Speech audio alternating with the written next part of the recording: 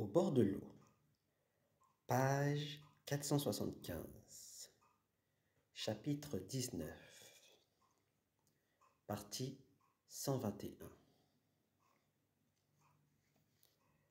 Parlons maintenant de Gao Gai, de Gong Sun Sheng, des trois frères Wan et de la petite troupe de pêcheurs.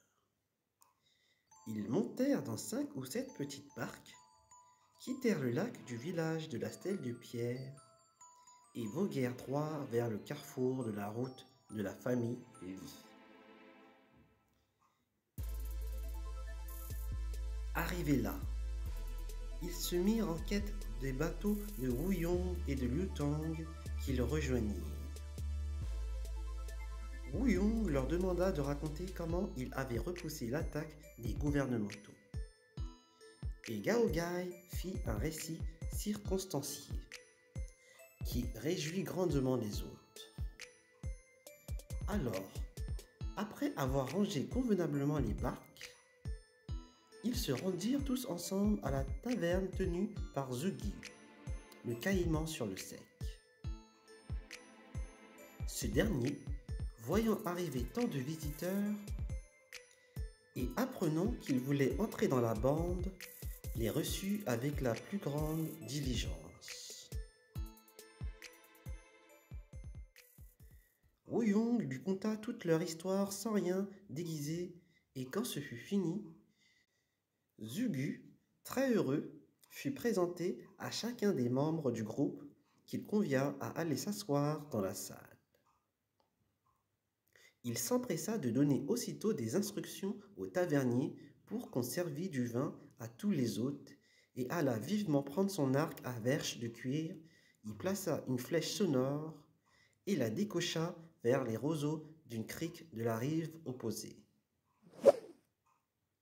Dès qu'elle eut atteint son but, on vit des petites drilles apparaître à bord d'un canot. Zhuge rédigea alors en grande hâte une missile où étaient indiqués le nom et le prénom de chacun des preux qui désiraient se joindre à la bande. Il donna d'abord la lettre à un petit drill en le chargeant d'annoncer la nouvelle de l'arrivée des braves, en l'honneur desquels il fit d'autre part tuer un mouton et préparer un banquet. Après une nuit à l'auberge, tous furent debout dès l'aube suivante. Zhuge fit venir une grande barcasse et les pria tous d'y monter. Puis, voguant de conserve avec les embarcations amenées par Gao Gai et autres, ils passèrent les eaux en direction du repère.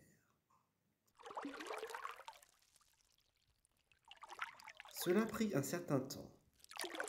Puis, on arriva à l'embouchure d'une rivière. Alors éclata sur le rivage une fanfare de tambours et de gongs.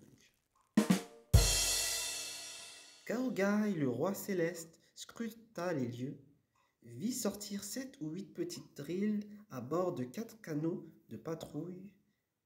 Avisant Zhuge, ils lui lancèrent une saluade et retournèrent à leur point de départ. Tout le monde parvint au rivage des sables d'or et débarqua. On laissa les bateaux, mais les pêcheurs restèrent là à attendre. Plusieurs dizaines de petits drills apparurent, descendant de la montagne pour conduire les arrivants jusqu'à la première barrière fortifiée. Puis Wang Lun, le clerc à la robe blanche, suivi des autres chefs, franchit la barrière et vint accueillir les visiteurs. Gao Gai et les autres s'empressèrent de les saluer courtoisement. Wang Lun leur rendit la politesse et dit : « Moi, Wang Lun, qui ne suis pas bon à grand-chose, je connais pourtant de longue date le nom et le renom du roi céleste Gao, et le bruit de sa renommée emplit mon oreille comme le fracas du tonnerre. En ce jour, je suis heureux de vous voir honorer de votre présence mon repère de chaume. » Gao Gai répondit : Moi, Kao, qui n'ai jamais étudié les livres et les classiques. Je ne suis qu'un être fruste et grossier. Aujourd'hui, désireux de cacher ma stupidité, mon vœu le plus cher serait de devenir un simple homme de troupe sous vos ordres, capitaine. Si vous ne faites pas fi de moi, je m'estimerai heureux. Note. Shaomo, Kaomo, moi, Kao. Humble façon de se désigner. Fin de note. Moi, Kao, qui n'ai jamais étudié les livres et les classiques. Je ne suis qu'un être fruste et grossier. Aujourd'hui, désireux de cacher ma stupidité, mon vœu le plus cher serait de devenir un simple homme de troupe sous vos ordres. Capitaine, si vous ne faites pas fi de moi, je m'estimerai heureux. Trêve de propos de cette sorte, je vous en prie. Allons maintenant à mon modeste repère, où nous pourrons nous entretenir. Tous suivirent donc Wang-Lu et firent l'ascension de la montagne, accompagnés de tous leurs gens. Ils arrivèrent à la salle d'assemblée des preux du grand repère. Wang Lu insista à plusieurs reprises pour laisser Gao Gai et les 6 autres s'asseoir aux places d'honneur.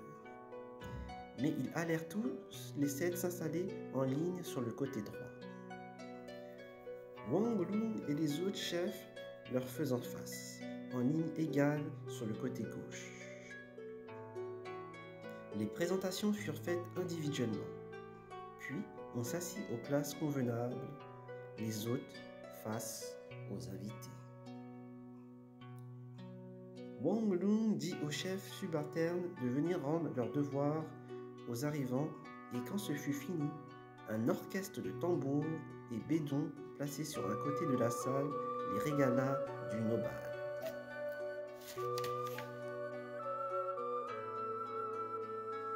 Les chefs subalternes reçurent ordre de descendre de la montagne pour s'occuper des serviteurs de Gao Gai et de les loger dans des salles d'accueil séparées, situées près de la barrière fortifiée. Pour ne parler maintenant que du repère, disons qu'on sacrifia 2 buffles jaunes, 10 moutons et 5 porcs, pour un grand banquet avec fapifard d'instruments divers. Tandis que tous les capitaines trinquaient, Cao Kai s'ouvrit à Wang Lu et aux autres de tous ses secrets, sans rien omettre. Quand il eut terminé, Wang Lu, abasourdi et plus encore perplexe, resta longtemps coi, perdu dans ses pensées, faisant mine de donner son agrément.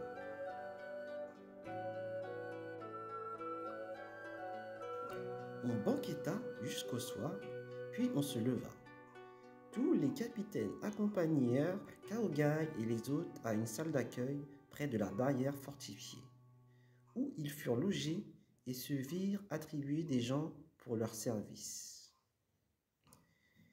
Gao Gai, enchanté, s'adressa à Wu Yong et aux autres et leur dit: « Coupables d'un crime à confondre le ciel, où pourrions-nous aller pour être en sauveté?